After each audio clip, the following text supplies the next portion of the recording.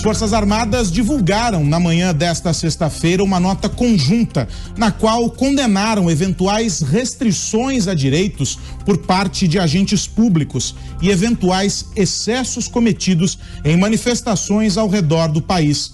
O comunicado é assinado pelos comandantes da Marinha, do Exército e da Aeronáutica. Em 8 parágrafos, os militares ressaltaram os valores e tradições das forças, sempre presentes e moderadoras, para assegurar compromisso irrestrito e inabalável com a democracia e com a harmonia política e social. O comunicado é divulgado 2 dias depois de os militares apresentarem relatório sobre as eleições. Na nota, os militares destacam também a crença na importância da independência dos poderes, em particular do legislativo, a quem as Forças Armadas chamam de Casa do Povo. Diz um trecho, aspas, são condenáveis tanto eventuais restrições a direitos por parte de agentes públicos, quanto eventuais excessos cometidos em manifestações que possam restringir os direitos individuais e coletivos ou colocar em risco a segurança pública, bem como quaisquer ações de indivíduos ou de entidades públicas ou privadas que alimentem a desarmonia na sociedade. Eu começo esse tema com o José Maria Trindade. José Maria, boa noite para você. Qual é o recado que as Forças Armadas enviam para a população brasileira com essa nota?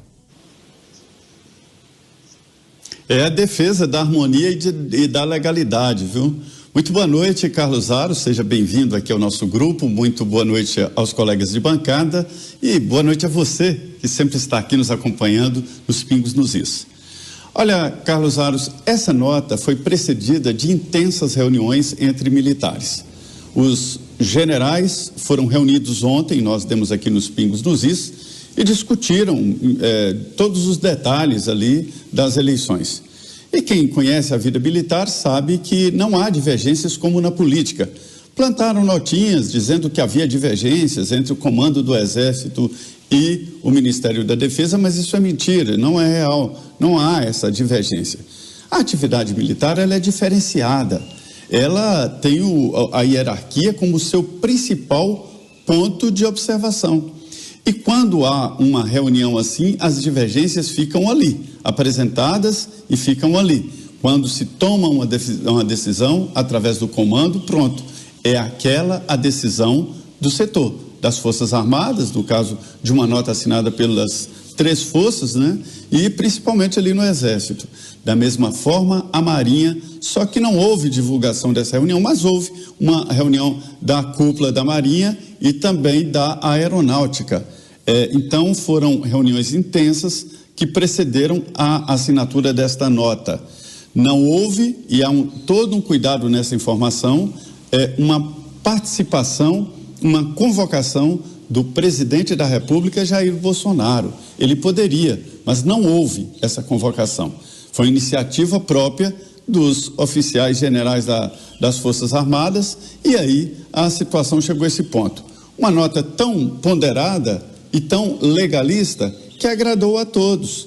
Viram no Congresso Nacional, inclusive alguns integrantes da oposição, diz que a nota viabiliza de uma vez por todas a eleição e garante a posse do presidente eleito Luiz Inácio Lula da Silva. Mas a posse vem verdadeiramente defendendo a Constituição.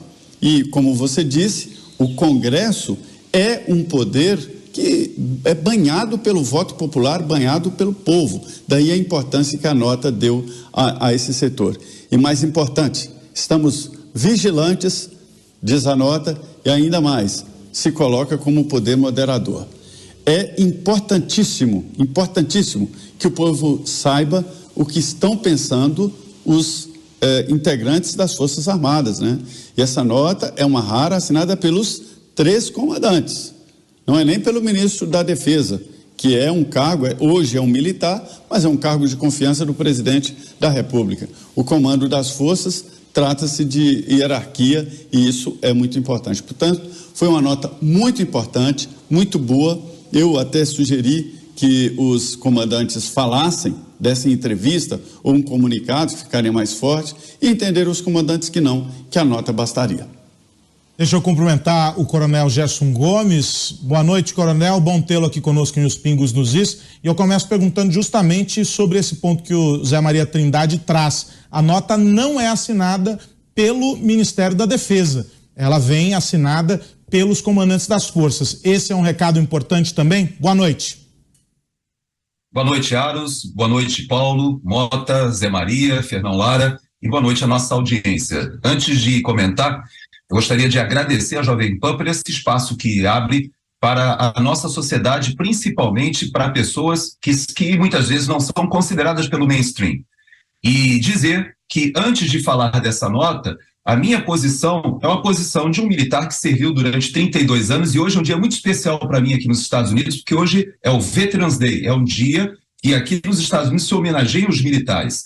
E eu posso afirmar, sem sombra de dúvida, que a instituição militar no Brasil, e particularmente o Exército, que eu conheci por 32 anos muito bem, é uma instituição que tem um corte representativo da sociedade, talvez um dos mais democráticos cortes representativos da sociedade no Brasil, porque nós temos todas as raças, todas as regiões, todas as religiões, todas as classes sociais ali representadas, numa instituição eminentemente que valoriza o esforço pessoal, a meritocracia, como nós dizemos. Então, feita essa introdução e com a convicção de que eu posso compartilhar uma visão cristã, uma visão conservadora, liberal clássica e podendo compartilhar os meus valores militares, mesmo afastado já há 10 anos, eu posso te responder o seguinte: o ministro da Defesa, de fato, é um cargo eminentemente político. E essa nota, ela fala para o público interno e para o público externo. É muito importante entender que, nesse momento que nós vivemos no país, esse corte representativo da sociedade que eu me referi, ele deixa as Forças Armadas com exatamente o sentimento médio de todo o país, ou particularmente do segmento mais conservador, que é o majoritário nas Forças Armadas. Essa indignação que nós estamos percebendo nas ruas, ela também acontece nas famílias dos militares, nos militares da reserva, como eu, por exemplo, e eu percebo nos grupos de WhatsApp, a indignação ela é geral. E muito importante foi essa nota para falar ao público interno que o estamento militar está afastado da parte política. No entanto, os seus comandantes fazem essa interface e por isso os três falaram tanto ao público interno quanto ao público externo. Ela foi muito bem recebida pelo público externo porque ela é uma nota legalista e ela foi muito bem recebida pelo público interno porque demonstra a todos os subordinados que eles podem confiar na cadeia de comando, porque o comandante de cada força está atento à situação que está ocorrendo no país. Deixa eu trazer o Paulo Figueiredo para essa nossa conversa. Meu amigo, boa noite para você. Quero a tua análise também, você que estava analisando e pediu tempo, inclusive, falou, quero mergulhar no relatório que foi apresentado pela Defesa, agora com esse complemento à nota divulgada pelas forças. Boa noite para você. Boa noite, querido Carlos Aros, muito bom tê-lo aqui conosco. Queria cumprimentar a todos da bancada, especialmente o nosso coronel Gerson Gomes, que está aqui nos Estados Unidos, bem pertinho de mim. Então, como eu quero cumprimentá-lo pelo Dia dos Veteranos aqui nos Estados Unidos, um feriado importante. Obrigado aí pelo seu serviço, coronel.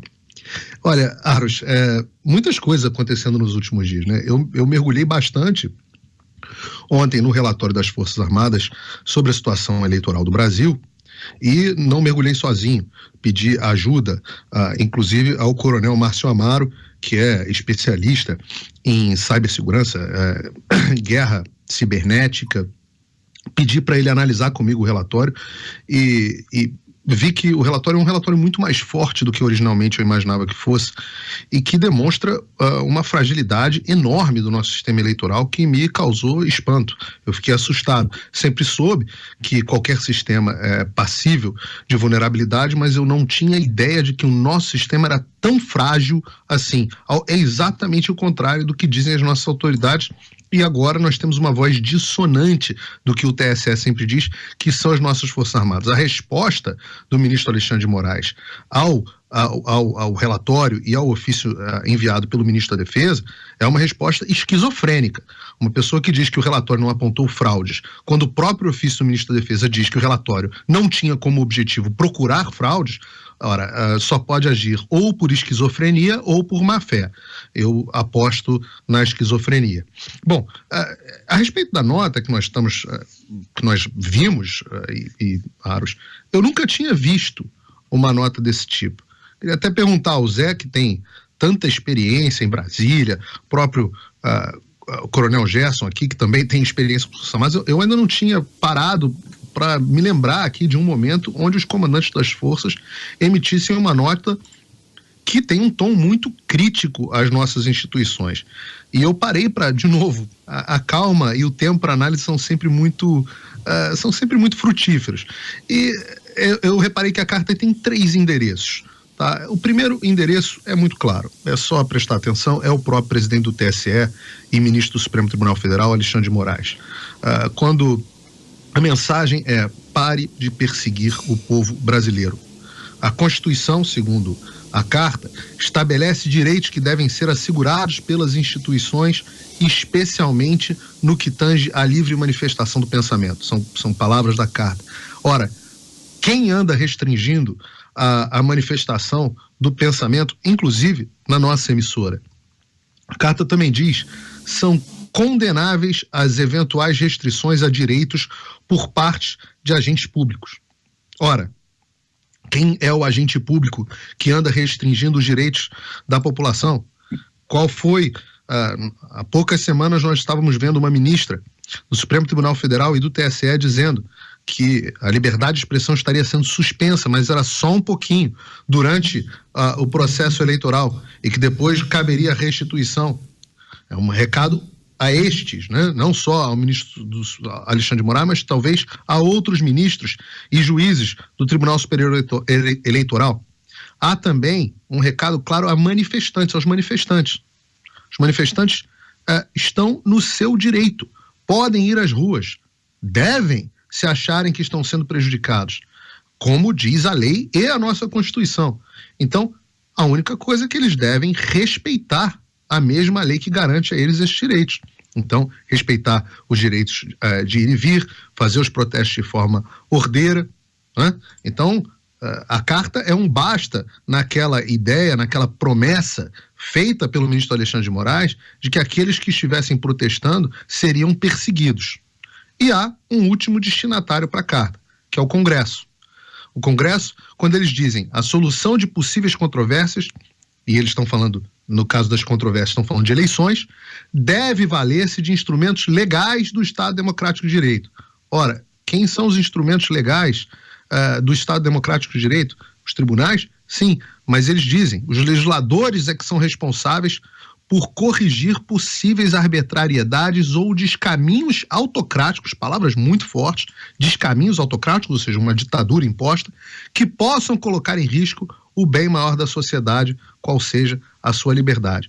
Então, recado claro de que o Congresso, a Casa do Povo, como eles chamam na carta, deve começar a agir. Ora, e se as instituições brasileiras não agirem? Aí, a carta, logo no seu primeiro parágrafo, apesar do tom, talvez por conta do seu tom altamente legalista, ela diz o seguinte, que as Forças Armadas foram moderadoras em momentos importantes da história.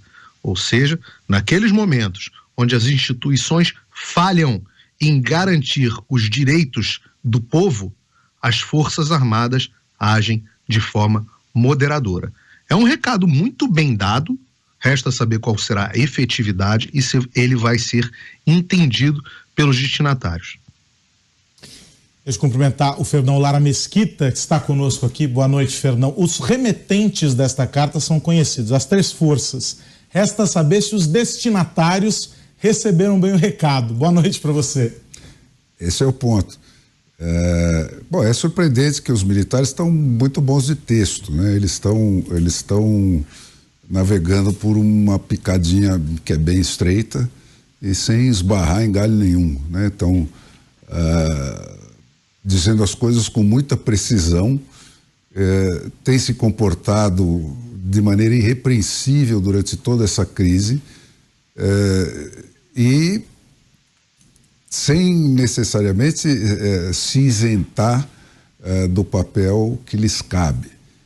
Então, esse espacinho aí é muito estreito e eles entraram, na minha opinião, com perfeição nele. O que eles estão dizendo é que tem agentes do processo brasileiro que estão fora da lei, fora da Constituição, né, e que, no caso de bola divididas, eles estão do lado da lei e da Constituição, o que é perfeito. Fica essa interrogação, quer dizer, as Forças Armadas, enquanto instituição, não tem um gatilho previamente preparado para entrar nesse tipo de discussão. Então, eles não podem propriamente atuar, né, a não ser como força moral, como tem atuado, ou saindo das suas atribuições legais. Então, não são eles que estão saindo. Quem está saindo das suas atribuições legais é propriamente a instituição que tem o papel de zelador pelas instituições legais, né? E esse é o tamanho do problema do Brasil e o ponto que nevrálgico dessa questão, porque isso, como eu já apontei em outras ocasiões aqui, não é por acaso que o Supremo Tribunal passa a agir desse jeito, né? Isso é uma receita que foi estudada e prescrita pelo Foro de São Paulo como uma maneira de transformar uma eleição numa tomada de poder, né? E criando deliberadamente esse tipo de saia justa, onde o país fica na escolha de Sofia de ou não acatar ordens do Supremo Tribunal, ou que desmonta toda a hierarquia da ordem democrática, ou se acatar a emenda fica pior que o soneto. Quer dizer, isso é uma coisa deliberada, sibilina, feita para produzir esse efeito que está produzindo. Então, aonde que desempata essa coisa? Eu, desde que cheguei aqui aos Pingos nos Is, estou palpitando que as manifestações têm se dado nos endereços errados. Elas deviam estar na porta do Congresso, porque a única maneira de sair dessa encalacrada dentro de um formato civilizado, que não vá às vias de fato, é através do Congresso, né? E eu lembro, para quem se esqueceu, que o Congresso, quando submetido à pressão suficiente, derruba até governo do PT, né? Então, se o Congresso for submetido à pressão suficiente e necessária para esse momento do país pelos eleitores, eu acho que devia haver um cerco ali que não acabasse até o momento em que eles entregassem aquilo que eles foram eleitos para entregar, que é o Estado de Direito funcionando dentro da receita clássica da democracia, que são os três poderes, o judiciário julgando, o legislativo fazendo leis, o Ministério Público autorizando processos, né, e todas as outras ferramentas que estão prescritas na Declaração Universal dos Direitos Humanos. Então, eu acho que o país devia fazer uma pressão sobre o Congresso tão bruta ou mais bruta do que a que o Supremo Tribunal está fazendo sobre o país, porque é disso que se trata. Quem fizer a pressão mais forte vai ganhar essa parada. Para fechar essa rodada, Roberto Mota, boa noite para você, meu amigo. A pergunta é a seguinte: será que o Congresso entendeu o recado? Boa noite. Boa noite, Aros, Fernão, meu querido Paulo, prezado coronel, querido Zé Maria, boa noite à nossa audiência. Eu queria fazer uma reclamação, eu não quero mais falar depois do Paulo Figueiredo, porque ele diz tudo o que eu queria dizer. E também depois do Fernão é complicado, porque ele também fez a leitura da situação que eu ia fazer. Então eu vou ter que recorrer aqui a outros pensamentos. Eu queria começar lendo alguns trechos da nota, porque essa nota é um dos documentos mais excepcionais que, na minha opinião, já foram produzidos no Brasil. Quero ler alguns trechos. Primeiro, a Constituição Federal estabelece os deveres e os direitos a serem observados por todos os brasileiros e que devem ser assegurados pelas instituições, especialmente no que tange à livre manifestação do pensamento, a liberdade de reunião pacificamente e a liberdade de locomoção no território nacional. Um outro trecho.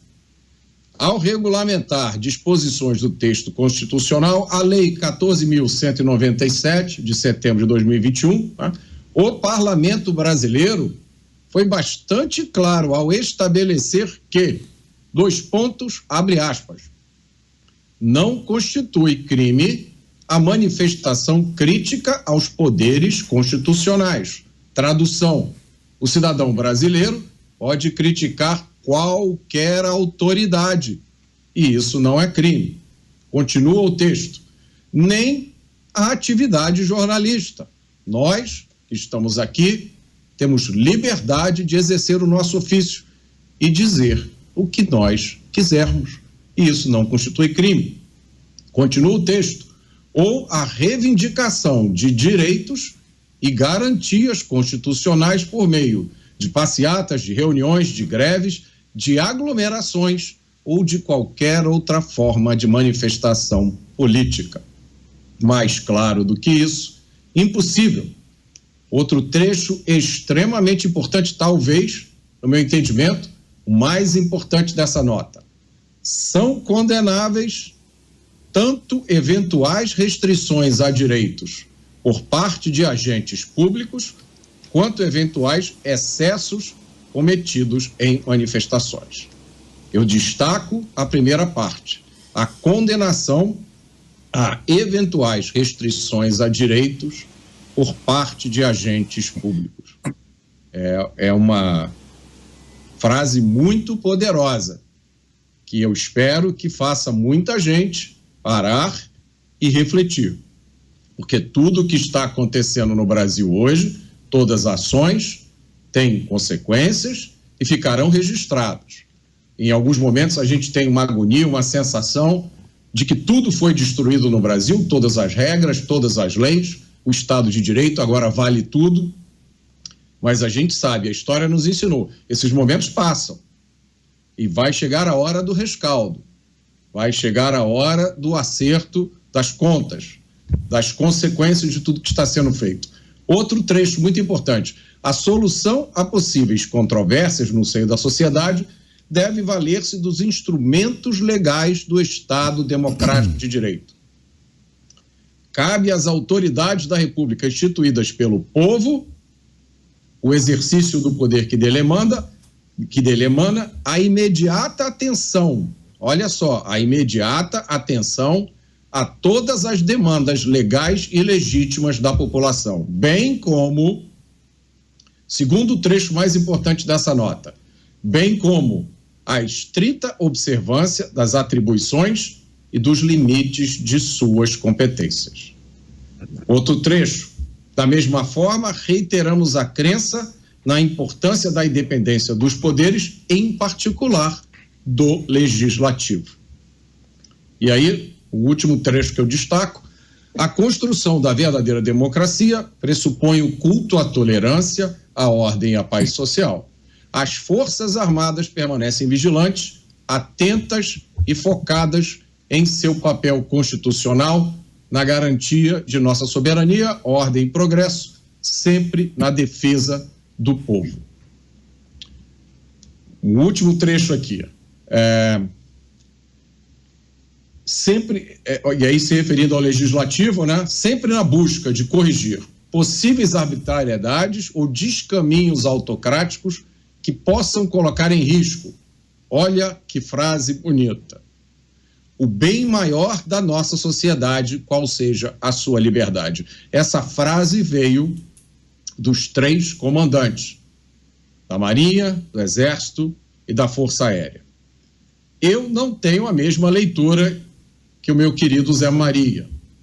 Eu não acho que essa nota sacramenta posse de ninguém. Eu vejo aqui um recado direto, Aqui tem um recado para os manifestantes. O recado é: vocês estão exercendo o seu direito. Se vocês quiserem continuar, podem continuar e reivindiquem os seus direitos legítimos. Aqui tem um recado para os jornalistas, para nós. Não tenham medo de fazer o seu trabalho. Aqui tem um recado para o Congresso Nacional. Vocês precisam se mexer e exercer o seu papel. E aqui também tem um recado para outras autoridades. Se o que vocês estão fazendo é ilegal, é melhor parar e voltar a respeitar o Estado de Direito. Olha, Aros, eu cresci num país, e quando eu era novo eu fui especialmente vítima disso, né? Porque naquela época só era admissível ter um tipo de opinião no Brasil, que era a opinião de esquerda, centro-esquerda, ou extrema-esquerda, mas eu cresci num país em que os militares sempre foram demonizados. Foram símbolos de opressão, de ditadura, de censura, e eu hoje tenho uma alegria imensa de viver em um país onde os comandantes militares, numa nota como essa, defendem a liberdade como o bem maior da sociedade brasileira. Perfeito. O Figueiredo e o Fernão pediram a palavra. Eu começo com você, Fernão. O problema que se põe, quer dizer, está claro o que as Forças Armadas estão afirmando. O problema que se apresenta é qual é o gatilho para reverter o curso dos acontecimentos. O que pode determinar isso? Eu só enxergo um possível gatilho, que ainda é uma visão que não dá para ser precisa, mas é o primeiro instrumento do sistema que não obedecer, não acatar uma ordem inconstitucional do Supremo Tribunal, terá o respaldo das Forças Armadas. Eu entendo que se essa desobediência se referir a uma dessas violências inconstitucionais que eles estão praticando. Então, eu vejo esse pessoal é tigre de papel, entendeu? Eles só rugem enquanto você não se decidir a amarrotá-los, né, como eles merecem ser, quando eles mandam uma ordem que não tem nada a ver com a lei, que não tem nada a ver com a posição deles dentro do sistema, que eles não estão autorizados a emitir. Isso deveria ter, essa desobediência deveria ter acontecido lá na primeira, né? E nós não estávamos nesse brejo que nós estamos. Como não foi, né, agora você tem um momento em que todas as forças do sistema baixam as suas cartas na mesa. E a última força de decisão, que é a Força Armada, está dizendo que está do lado da ordem constitucional. Portanto, quem desobedecer à ordem constitucional deve ser desobedecido, na minha opinião. Porque se não for, joga o país inteiro nisso que nós estamos, né? Diante de um período de 4 anos em que você vai ficar sempre em face de um governo que vem com a marca da ilegitimidade. Você nunca vai poder decidir essa história, se teve fraude, se não teve fraude. Já é um ponto passado, porque você teve as outras interferências todas, né, que desequilibraram a campanha eleitoral e etc.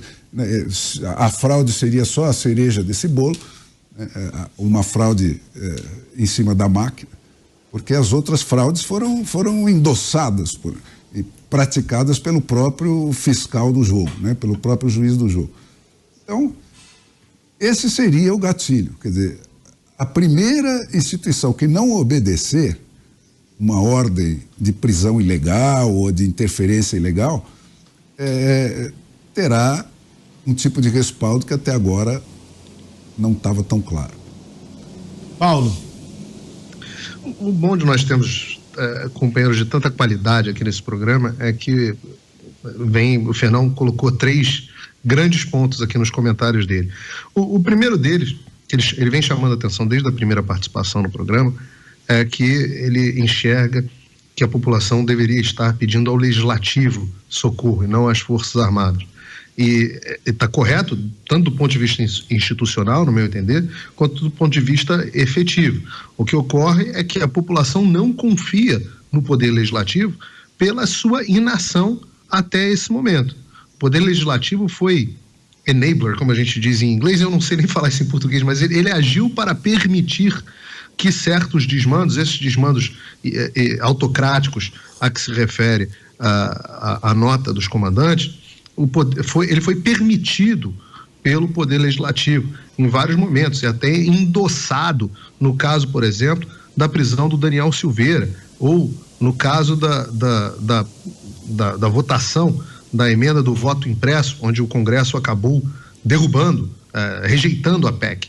Então, há uma desconfiança. E há um terceiro motivo, que é o fato de que a população está vendo que o nosso Congresso está amedrontado. Existe um problema institucional no Brasil, um vacilo, vou chamar assim, dos constituintes, que foi a criação do foro privilegiado, foro de prerrogativa especial, como você quiser chamar. Porque essa é uma invenção brasileira, não existe nas constituições ocidentais, e ela submete o poder que deveria exercer a fiscalização à fiscalização do poder que ele deveria fiscalizar, né? Então, todos os deputados morrem de medo do Supremo Tribunal Federal, porque o Supremo Tribunal Federal é quem o julga. Deveria ser, deputados e senadores, deveria ser exatamente o oposto, né? Essa separação é muito clara e precisava acabar desde um primeiro momento. E além disso, com o caso do Daniel Silveira, onde o próprio Congresso deu ao Supremo Tribunal Federal a corda para enforcar os deputados, acabou a ideia de imunidade parlamentar e acabou a ideia da independência dos poderes. Então, talvez por isso a população não reconheça no nosso Congresso tanta efetividade. Agora, esses pontos são muito bons. Para ela exercer força sobre ele, não só pressão, mas força, né? O eleitorado tem força. Essa força fica muito esvaziada imediatamente após as eleições. Isso é um problema pelo fato de que a legislatura está acabando e quem foi eleito agora foi eleito e quem não foi eleito só vai ser eleito, quem puder ser eleito ou reeleito só vai ser, a gente só tem eleição daqui a 4 anos. Então o poder do povo contra o Congresso nesse momento está muito esvaziado. O pessoal fala, eu vou colher essa duplicata daqui a 4 anos. Por outro lado, tem um tirano aqui que está prendendo, já censurou mais de 10 deputados nas suas redes sociais, já mandou prender deputado, o caso do Daniel Silveira, que teve a vida completamente arruinada e sequer pôde disputar novas eleições, e mais, tem ameaças do tirano dizendo, aqueles que ficarem ao lado dessas manifestações serão perseguidos e terão seu mandato cassado. Então, a população, ela se sente muito desassistida e aí recorre ao único poder no qual ela reconhece força para agir. Força de fato, não a força de direito, mas a força de fato.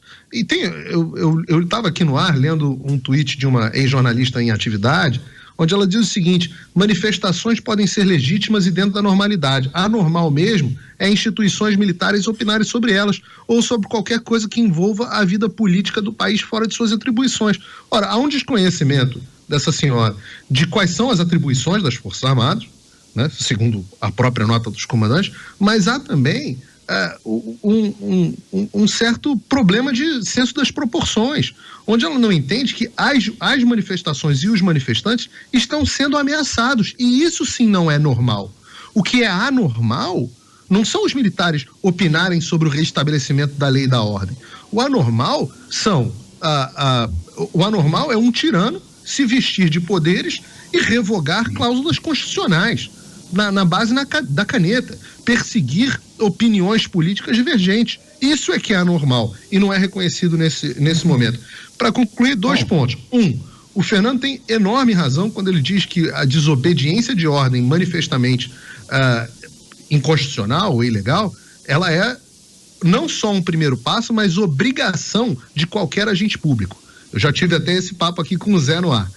O segundo ponto que deve ser chamado a atenção é que talvez o primeiro a primeira resposta que possa acontecer nesse momento a esses abusos é justamente o que há em discussão no Congresso, e o Zé talvez possa detalhar melhor, o que há em discussão no Congresso, que é a reversão das censuras a deputados que estão em vigor por ordem do Alexandre de Moraes e a revogação dos poderes especiais, que isso é bem coisa de ditadura mesmo, ao ato institucional, aos poderes especiais que o TSE deu ao Alexandre de Moraes para remoção imediata de conteúdo e banimento de perfis.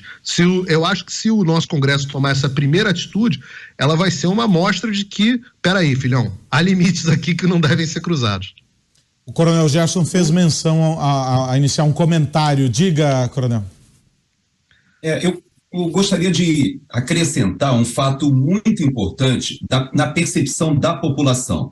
Quando nós observamos a iniciativa ou comentários de vários políticos, especialmente dos políticos que venceram a eleição com esse resultado até agora vigente, nós observamos que a população ela está insegura diante de um aspecto que poucos estão comentando. É que o presidente Bolsonaro, durante todo o seu mandato, ele foi hostilizado pelo Poder Judiciário em diversas oportunidades.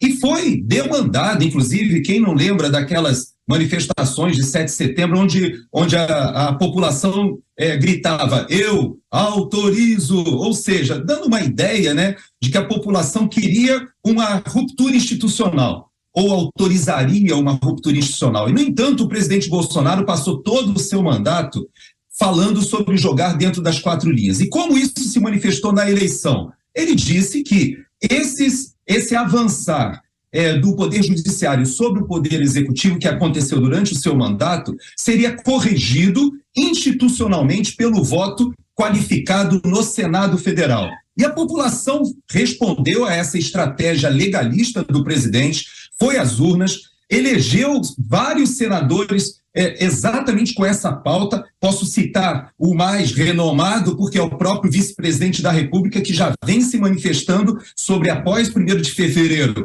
exercer esse papel de contenção do Poder Judiciário. Também a população elegeu bons deputados para conseguir uma maioria, inclusive deixando os partidos de sustentação da esquerda numa minoria tão preocupante que não conseguiria barrar sequer o impeachment. Então, nós percebemos que a população fez o seu papel. Qual é o problema na percepção da população hoje? É que os políticos que ainda estão nesse interregno, ou seja, são desta legislatura ainda, já começam a se articular com toda a disfarçatez para pensar quem será o próximo presidente da Câmara, o próximo presidente do Senado, e dando as costas para a população que se faz a seguinte pergunta: ok, nós jogamos dentro do jogo democrático, mas se o Poder Judiciário continuar exercendo esse poder autoritário, não cumprindo a Constituição e sem contenção de ninguém, como que nós podemos contar com a possibilidade de que no ano que vem nós teremos um Congresso com seu poder respeitado para conter o Poder Judiciário? Se nós continuarmos nesse estado de exceção, e cada vez que a população é mais pressionada, mais ela se sente insegura.